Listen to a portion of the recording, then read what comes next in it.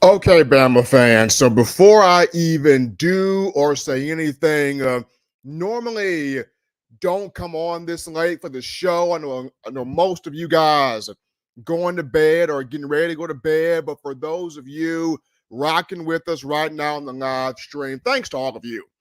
Thanks to every last one of you checking us out this evening on the live stream. I've been rolling here, but appreciate all of you guys. You're rocking right here.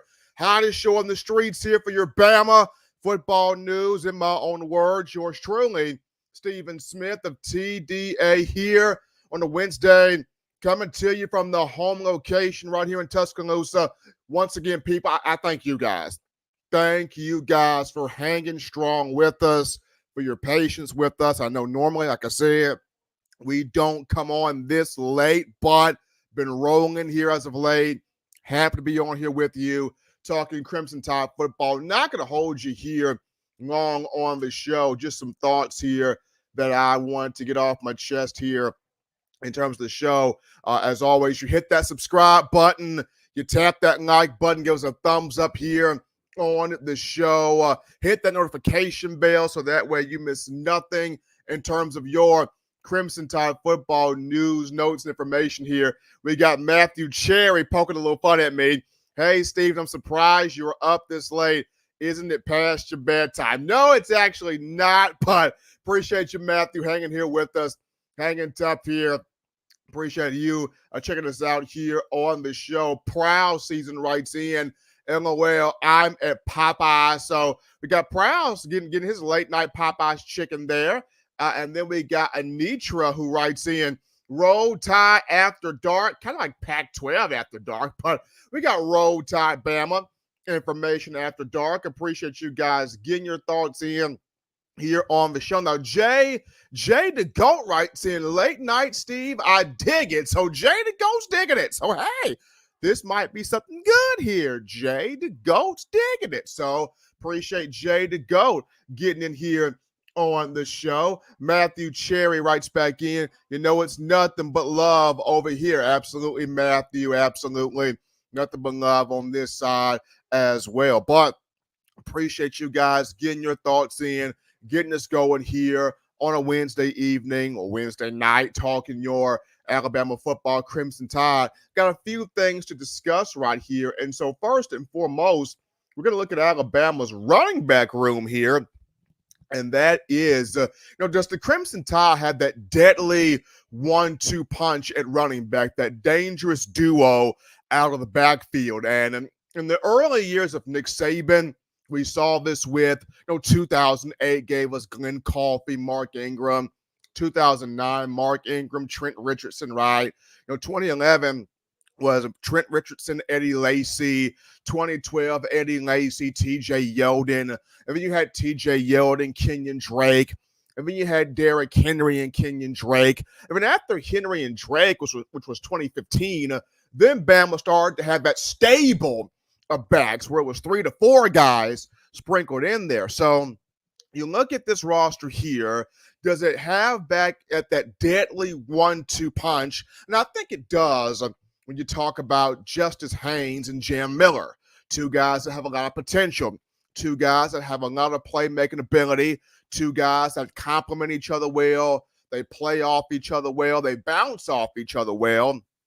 Both guys, they have speed, they have power, they have vision, they're very elusive here. Justice Haynes, a guy that can do a bit of everything, kind of reminds me of, he's got a little Najee Harris, a little, Bo Scarborough strength, a little Josh Jacobs in him as well. So Justice Haynes got a bit of everybody there in terms of former Bama running backs. And then when you look at Jam Miller, I see a good bit of Josh Jacobs with the pinball ability, the contact balance. And then I see some Kenyon Drake in terms of the pure speed, the subtle burst and quickness to get up and down the field there. And, of course, the soft hands catching passes out the backfield. But Justice Haynes, got a chance to speak with him last week during player interviews and the media availability there of spring practice. And he talked about, hey, Jam Miller, that's my dog. That's my dude, man. We talk about taking this thing over. We talk about being that deadly 1-2 punch. We talk about bouncing off of each other. We talk about complimenting each other. We talk about doing something special here. When you look at Alabama football, that's just Justice talking about the relationship that he and Jam have. And then Robert Gillespie, Alabama running backs coach, he mentioned Jam as somebody that has grown into a leadership role, that has grown into being more vocal guy on the team. Kind of difficult for him, but he's adjusted to it. He's gotten used to it. A guy that kind of just puts his hard hat on and goes out to work every day on the football field, has been a strong core special teams guy for the Crimson Tide for the last 2 to 3 years or so.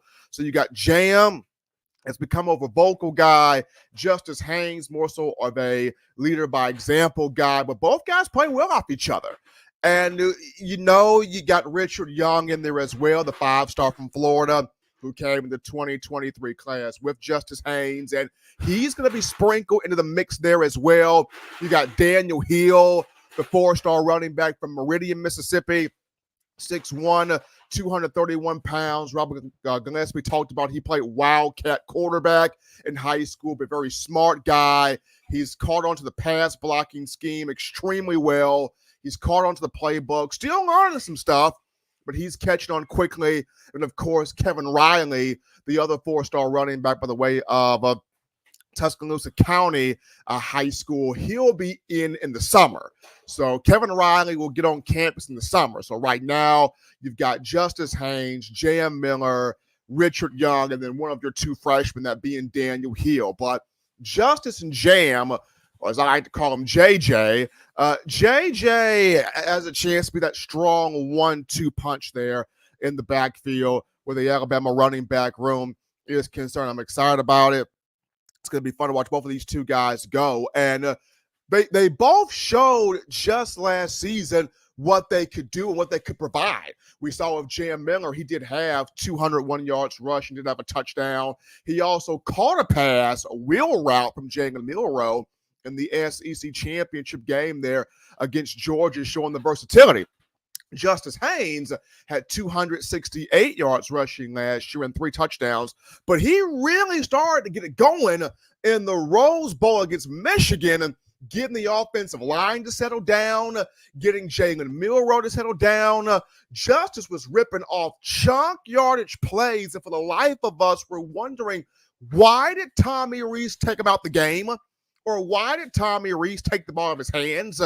Probably the reason why Tommy Rees is no longer the offensive coordinator in Tuscaloosa. Probably the reason why Tommy Rees is in the NFL with the Cleveland Browns, not sticking with the hot hand running the football in J.M. Miller.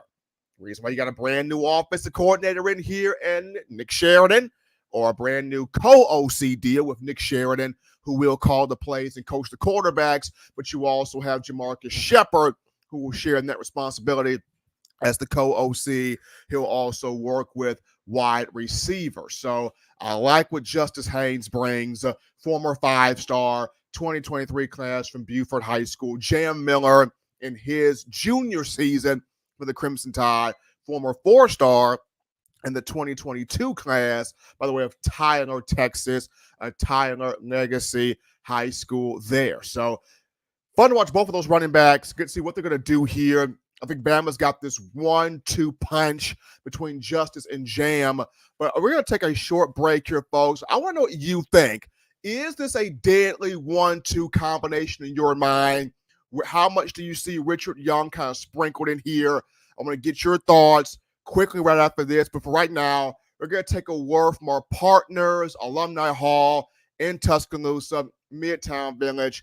Check these guys out and what they have to offer. We're out here at Alumni Hall in Tuscaloosa.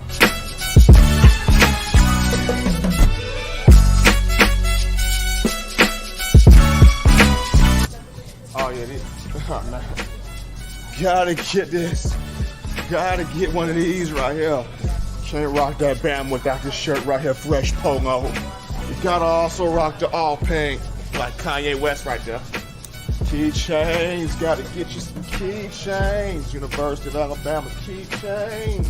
I'm telling you, if you are a die-hard Alabama fan and you're looking for some big-time apparel, this place has got everything. We're talking shirts, shoes, sweatshirts, hoodies, cups, mugs, keychains. If you're just a Tide fan that has an itch to get more apparel, get more swag in your game, you come right here at Alumni Hall in Tuscaloosa, right here in Midtown Village. And also you can shop online. The link is in the description to get your gear right here at Alumni Hall. All right, folks. All right. Back in here, Alumni Hall. Check out those guys, Tuscaloosa and Alumni Hall right here in Midtown Village. Appreciate all of you guys checking out the show on this evening. We're gonna go to a couple of your comments here. Matthew Cherry writes in, Stephen, sometime when you talk about your thoughts on Jeremiah Beaman, I could talk about right now. Kid's a leader. 4-star defensive end, Parker High School in Alabama. Kid's a flat leader. And I'm not going to say this year, but in the years to come, more than likely next year, Beaman's going to be a stud. I think this year he'll probably get some rotation time in there. He'll absorb some stuff. He'll soak up a lot of knowledge. He'll be a sponge out there under Freddie Roach. But the kid's a leader. Love the traits that he's got. Love his size. Love his competitiveness. The kid's a flat leader.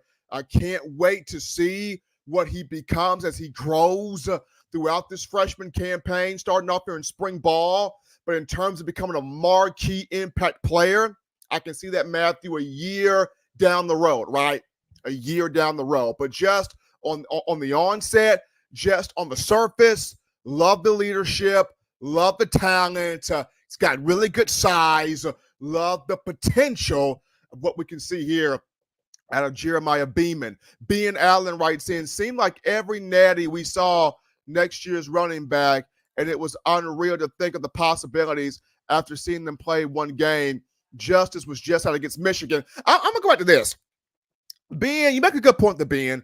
Remember the 2014 Sugar Bowl off the 13 season when it was Alabama versus Oklahoma in New Orleans. And Derrick Henry, freshman that year, Derrick Henry went beast mode against Oklahoma. Was one of the reasons why Bama stayed in that game.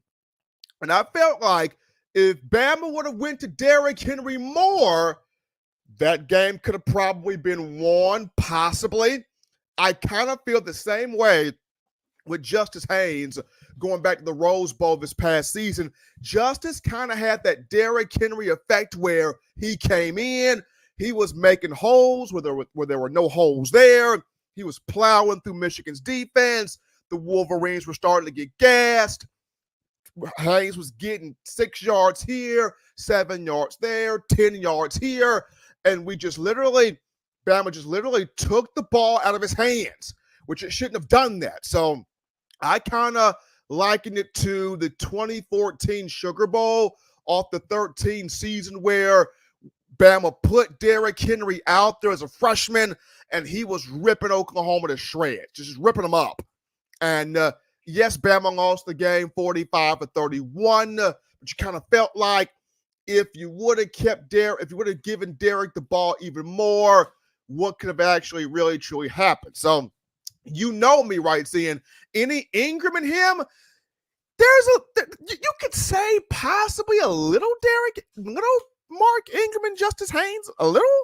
I mean, there's some shiftiness there because Mark Ingram had that subtle shiftiness, burst, quickness, 1 foot in the ground, get up and down the field. So there's a little bit of that subtle shiftiness there in Justice Haynes. Probably a bit more in Jam Miller, maybe. But yeah. Ben Allen writes in, Ingram Drake vibes big time in my opinion. So are you saying Ingram Drake vibes in terms of Justice and Jam there being? Are you saying Justice and Jam give you Mark Ingram, Kenyon Drake vibes? I can deal with that. I could deal with that. I can dig that. Absolutely. We got Christian Hughes writes in, TDA late night vibes with Stephen M. Roll Tide fam. Look, normally, Christian, we're not on this late. I've been rolling here, so I was finally able to get to do this evening. Wanted to give you guys something. Could not let Wednesday roll by and not give you guys anything. So want to give you guys something. So happy we were able to do this in a late, night picture. Let's see here. Hashtag proud season right saying, what are your thoughts on people berating Nick Saban on NIL? I'm going to get to that. Nick Saban took to Capitol Hill and he set a lot of things straight. Nick Saban took to Capitol Hill and he made a lot of huge points. And I know people are beating Saban like a drum for what he had to say, but I thought Saban did the right thing in letting the chopper fall off his chest in what he wanted to say. And I think he brought conversation to the table that needed to be brought to the table because there does need to be some parameters set around NIL. There does need to be some checks and balances because, and my guy Marvin Constant mentioned this on the Bama Standard Tuesday about how you got to educate these kids on this entire NIL thing. When you think about this money's taxed, right? This money's taxed here. And there's got to be some financial literacy. There's got to be some teaching, some educating, but most importantly, there's got to be some parameters here in place where NIL is concerned. So I do not blame Coach Saban for taking on Capitol Hill. You had U.S. Senator Ted Cruz in there. You had a lot of people in there. And Saban made every point that he needed to make. He made the point absolutely that he needed to make. So I'm happy here with what Saban had to say. I'm happy about what Saban had to say. So it's going to be interesting to see moving forward the parameters that needs to come here with name, image, and likeness. But I appreciate all of you guys coming in here, getting your thoughts on the show, showing that support here. We're going to actually now go. We're going to go right to the second topic of conversation, and that is on Saban taking on Capitol Hill. So Saban gets there, and the conversation's on NIL, name, image, and likeness. The conversation is on putting parameters on this to where you don't lose the game you love or the sport that you love as a consumer, as a fan, as a diehard believer in this product, right? And Saban said something to me at Capitol Hill that really struck a chord with me. Saban said, in the 50 plus years, at least 50, in the 50 plus years he's been coaching football, he said the values, the things that mattered in the sport at that time don't matter anymore. He said developing athletes to be the young men they need to be the sons they need to be, the fathers they need to be, the husbands they need to be in the future, the businessmen they need to be, the appropriate people of society they need to be, the core values of what was around in Saban's time and coming up through the years that Saban's been coaching, the core values that were so important in college football in terms of developing the full young man, the full person, the full individual, they don't matter anymore. And Saban said it went back to a conversation that he had with Miss Terry. And his wife, Miss Terry, she normally gets all the moms together. She gets all the parents together, and she talks about how she's going to help in developing them and mentoring these young men and helping these guys be at the very best that they can be all the way around. And even though she's pitching this to the parents are coming back saying, well, how much my kid is going to get an NIL. Like how much my son's going to get an NIL. Like development, making them to a great young man. That's cool. That's cool, boo-boo. But where the money at, right? Where the money at? Where the NIL at? That's what we're about at this table. How much NIL we talking about? And Miss Terry goes to Coach Saban and goes, baby, why are we even doing this anymore? Why are we still in this coaching profession anymore? if it's not for developing these young men, if it's not for helping them be great on and off the field, if it's not for taking in a young boy and bringing a grown man and a grown responsible man back to their family, why are we in this for? And it's crazy. It is crazy because Coach Saban, Coach Saban literally sits there and says, like, he said this in an interview with ESPN, an article with ESPN Chris Lowe, 70 to 80% of last year's team, after the loss in the Rose Bowl to Michigan, one of the first things they said was 70 to 80%, and that's probably the 70 to 80% that end up dropping in the portal. At least I hope that's the 70 to 80% that jumped in the portal.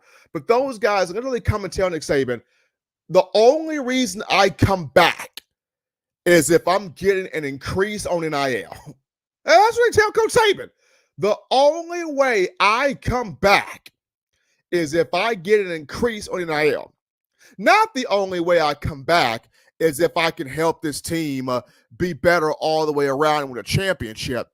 Not the only way I come back is if I'm able to develop myself and be better suited in terms of the NFL draft. No. The only reason I come back is if I can be a better teammate and a better individual here in this community. No. The only reason I come back is if we get more money for this NIL. And I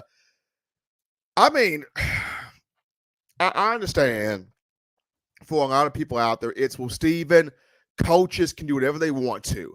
They can come in, they can commit to these kids, and then the very next year, they're off getting another job. Why can't the players just come and go as they please? The coaches come and go as they please. And yes, I hear that argument. I get that argument. I understand that argument. I, for one, have always been, if you're going to be somewhere, be at that spot. If you're going to be somewhere, be at that spot. That's what I have always been a declarator of. But this is a whole different day and age. This is a whole different time frame that we're in right now, because you see coaches come in and then coaches leave out the very next year, and I get that. I see that. My whole thing is this right here. In terms of NIL, there has got to be some parameters put on this thing. Whether it is you have this player, they come in, they play for a year, and if they play for that year and they do well in that year, they get the NIL for just that year. Or if it's a situation where I've even had this idea for the NIL, the players that come in, you put the majority of that NIL in a trust fund, right?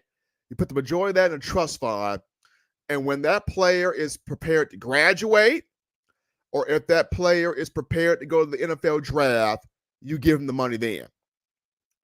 And I think that'd be a great idea. You have it in a trust fund. You build up your NIL collective, and you put that NIL in a trust fund for these players. And the moment where they're either set to graduate to get their degree from your respective university, you can give them the NIL money there. Once they graduate, once that piece of paper hit their hand, boom. Or if these are the players that are top-rated picks for the NFL draft, and they go out for the draft, once they declare, hey, I'm going to the draft, you pull out that NIL trust then, and you hand it to them then. But you got to have parameters around this NIL, and the NIL has to go to players that are going to actually produce. Because I think this is another thing that Saban's trying to get across is you give the NIL to players, and a lot of these players, y'all, don't even produce. You think about how many programs, how many NIL collectives, how many of these boosters have given money to these athletes to come to this program, and the athlete doesn't even produce, and they end up going elsewhere. And now that booster is sitting here thinking, I didn't sat there and gave 1.5, 2, 3 million, how much money they gave to this particular athlete, and that athlete didn't even produce on the field. That's got to be a frustrating thing when you sat there and you back up the Brinks truck to this particular athlete via the NIL, and that guy did not even produce on the field. So, first and foremost, if you're going to give NIL out, that player got to produce. That player got to produce. I don't even have NIL like this. I don't even have it like this. Don't even start giving out NIL until the first 4 to 5 games are played, right? The first 3 to 4 games. Don't start giving out NIL to that first 3 to 4 games. And then you watch them guys that are really going hard them first 3 to 4 games, 4 to 5 games, or however you want to do it. And then after them first few games, them players that are going hard, them the ones getting the NIL. That's how I would see it. Them players going hard, them the ones getting the NIL. The ones that ain't going hard, no, you got to earn that. You got to earn that. You got to earn that. So I was all for what Coach Saban had to say there at Capitol Hill. I thought he made some really good points there. Saban's always been one for players to get compensation. That's not his gripe. His gripe is when you give the players the compensation. Well, here's Saban's gripe. Saban's gripe has not been, compensating the players. His gripe has been the only way the players play is if you compensate them. That's been Saban's gripe. It's not being, the players shouldn't get, monetary value for what their name, image, and likeness is. He's absolutely for name, image, and likeness. What he's not for is pay for play. And pay for play being, hey, the only reason I'm going to take this field and play is if you pay me. That's what Saban's not for. That is what's grinding his gears right now. And this is a guy that could literally be sitting at home, sipping on a nice Long Island iced tea, enjoying that retirement full on. But no, he is on Capitol Hill fighting and trying to preserve the sport, the game of which he loves and of which he enjoys. So I appreciate Saban taking the time to go out there to throw in his thoughts here when it comes down to name, image, and likeness. But we're gonna go to a couple more of your comments here. We're gonna get to these right now. You guys got comments. You guys got what you have to say. I mean, what are your thoughts here on Saban taking on Capitol Hill? Let's see here. Let's get y'all's thoughts here on Saban talking about Capitol Hill. We got Dustin Etheridge writes in all about the mighty dollar. That's what it is now. People want to go to where they can get the most money. These athletes are going to where they can get the most money. They're going to the highest bidder. And we all kind of knew once NIL got open and Pandora's box got popped off, we knew it was going to be the wild, wild west. All of us as fans that use our common sense, we knew that once the top got popped off of Pandora's box, it was going to be the Wild West. And there needs to be parameters put on this to keep this thing from even getting more wild, which it's got more than enough possibility to go even more wild. But I appreciate that from Dustin Etheridge there. Let's see, he also writes in, that's what should be done with NIL. Make the players go through becoming the best men they can be, then give them the money. That's my thought. That's my thought right there. Let them go through the process. Put it in a trust. Put it in a trust fund. And then once that player gets their degree, then take it out the trust fund. Here you go, young man. You earned it. Or have it in the trust fund. If this is one of the players that's going to be a top draft pick, Then once they say, Coach, I'm declaring for the draft, take it out of a trust fund then, hand it to them. That's my thing. Once again, a lot of people may not think this way, and I'm fine with that. I'm cool with that. A lot of people may not think this way, but it's man, it's crazy. It is. It is absolutely crazy. Here we go. Run the Table Sports TV. Steve, you got the old arsenic. Hey, man, I'll say this. I may not be right on this. I'm not the expert on this. All I can do run the table is have a conversation about it, right? I don't know what the parameters are going to be in terms of NIL. I'm happy Saban was able to go out there with Capitol Hill. I'm just saying, if I was old, I would have it in a trust fund. Now, if you do not want to have it in a trust fund, Bama Nation, what way would you go about it? I mean, the 7-time national champion, 6 times in Alabama, discussed this at Washington, D.C. So, Bama Nation, what would be your thoughts on how would you handle it? I've given you my thoughts, but how would you handle it? And if you have the best thought here, we may need to put y'all over this NIL thing. I'm just saying. Oh, hold on. I think Roman Taylor says, Steve, you got the Arsenio Hall show going this late. Hey, sometimes, hey, Arsenio Hall thing, hey, look, I wasn't trying to have it this late, but I'm happy for all of you guys rocking with it, though. I'm happy for all of you guys rocking with it, being a part of it, throwing in the chats, the conversations. This is cool. Like I said, normally I would not be on here right now, but as I mentioned, I've been rolling here as of late. Had to get around to do a lot of different things today. So to get a chance to be able to do this now and to still have the support of all of you in the chat line being a part of this, that this means an absolute lot to me. So, I mean, this is fun here. He also writes in, Run the Table Sports, what we do know is April is coming. Y'all asked for it. April is coming. A day is coming, people. A day is coming. And that means you got 100,000 strong better be inside Bryant Denny. A day is coming. 100,000 strong better be inside BDS. I got to get to work on this, get it packed like Wu-Tang Clan shirts. I got to work on those shirts. But A day is coming.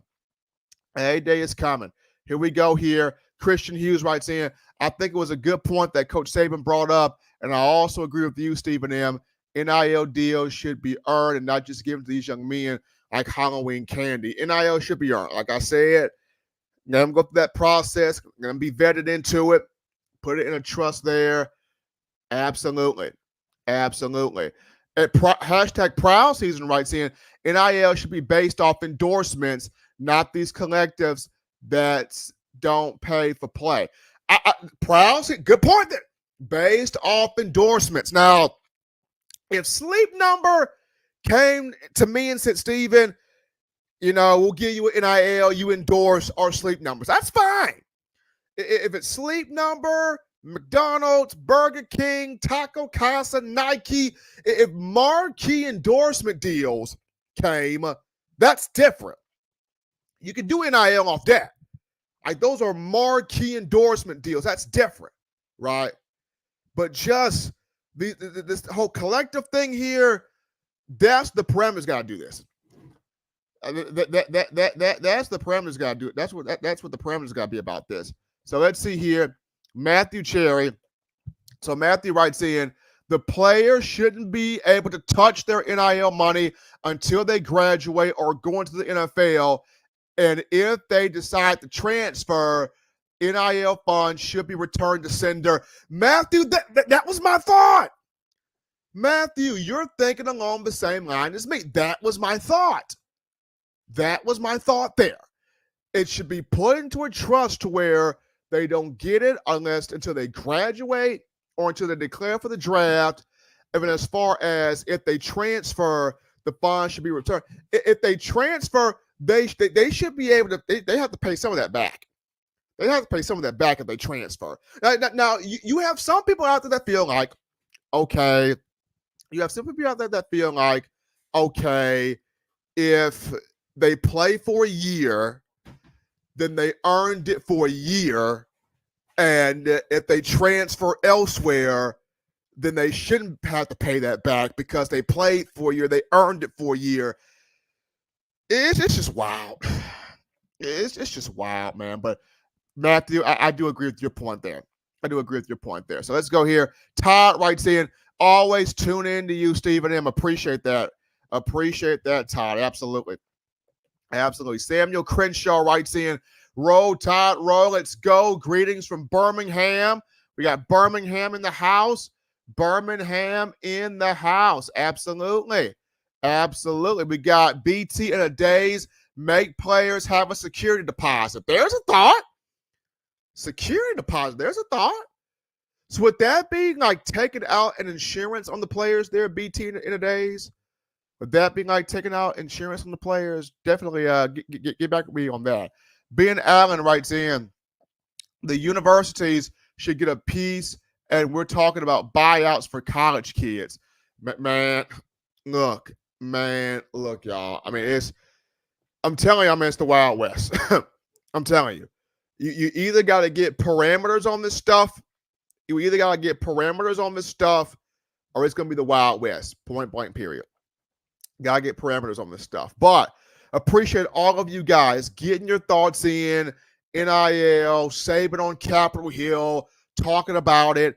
Continue to drop your conversations in the chat line. Definitely appreciate all of you guys. We're going to get now into the final topic here of conversation. Told you I wouldn't be here with you too long here. And that's Bama and NFL free agency. Today was the NFL's new year. And Bama alums were flying across the board like chess pieces, y'all. It was wild. You talk about Mac Jones no longer in New England. Hallelujah, praise Jesus. Mac Jones no longer in New England. He got traded to the Jacksonville Jaguars, so he's back home in Duval County. Yes, he is the backup to Trevor Lawrence, but at least he's out of New England. So Mac Jones to Jacksonville. Then you got Mac Wilson, former Alabama linebacker. He signed a deal, 3-year deal with the Arizona Cardinals as a free agent. So Mac Wilson is out west at the Giant Cactus, Arizona Cardinals. You got Big A'Shawn Robinson has signed with the Carolina Panthers. So A'Shawn Robinson's with the Panthers. You got Irv Smith Jr., who has signed a 1-year deal with the Kansas City Chiefs. So Irv Smith's in KC.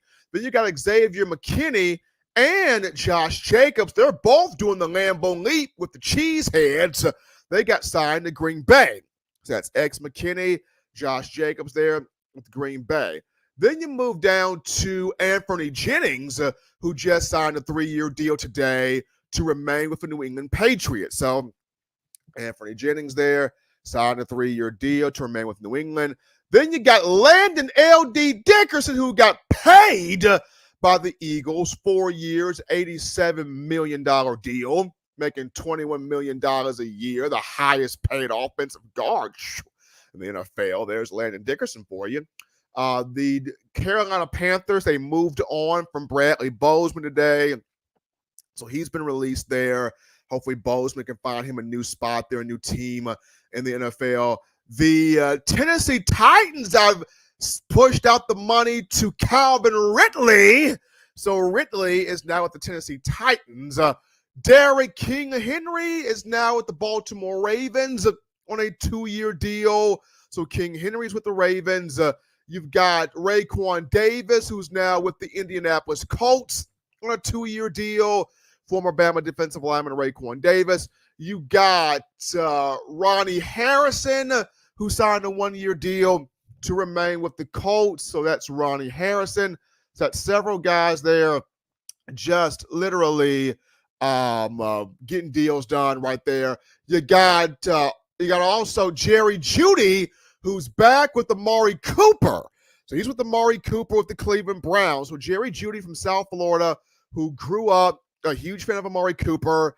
He's now with the Cleveland Browns with Amari Cooper. Going back to Calvin Ridley, Ben Allen. Calvin Ridley is with the Tennessee Titans. He signed that deal with Tennessee. Now, Jacksonville and New England were kind of trying to battle there for Calvin Ridley, but the Titans swooped in late and got him. So there you go there. Alabama and NFL free agency. I know people, it's a lot. These chess pieces are flying all over the board, but did everything I could there to get you up to date on what happened there in terms of free agency. And more is happening, more is taking place. So the more that we get, the more that I'll be able to push out there to every last one of you. So fun there in terms of free agency. Yeah, Josh Jacobs is in Green Bay. He's a Green Bay Packer. Josh Jacobs is at Green Bay. Xavier McKinney as well is with the Green Bay Packers. So Green Bay has got two more. They've got two Bama players. Bama players being stockpiled now all over the NFL. So for all of us here that watch Bama in the NFL, going to have to familiarize ourselves with all of these moves here that are happening, all of these moves here that are going on here in terms of the league. But folks, this has been fun. This has been fun, man. This has been fun. Appreciate all of you guys tuning into the show late this evening. I know it's different for a lot of you. I know a lot of you are not used to this. A lot of you are like, what in the world is Steve and M doing on at 10 o'clock, close to 11 o'clock at night? But had to give you guys utmost best here on Alabama football coverage. But that's going to do it for me here on my end from the home location in Tuscaloosa. You guys continue to enjoy your night here. We look to be back in studios, or I look to be back in studios on Friday, continuing the conversation that is Tide football. As always, folks, you can check out all of the podcast links there, iTunes or Apple Podcasts, Spotify, Stitcher, Spreaker, TuneIn Radio, Overcast.fm, iHeartRadio, Google Play. We got you covered right there. You download the TDA app from the iPhone App Store if you're rocking Team Apple, Google Play Store if you got the Android phone there. Thanks to all of you guys. Enjoy your night. You guys stay safe out there. Appreciate all of you helping us out here with the show. We will continue to keep up the great work. Todd, I appreciate you, man. I'm going to go get this rest here, but I want to provide you guys what you needed here in terms of Bama football. Y'all take care. See you guys Friday.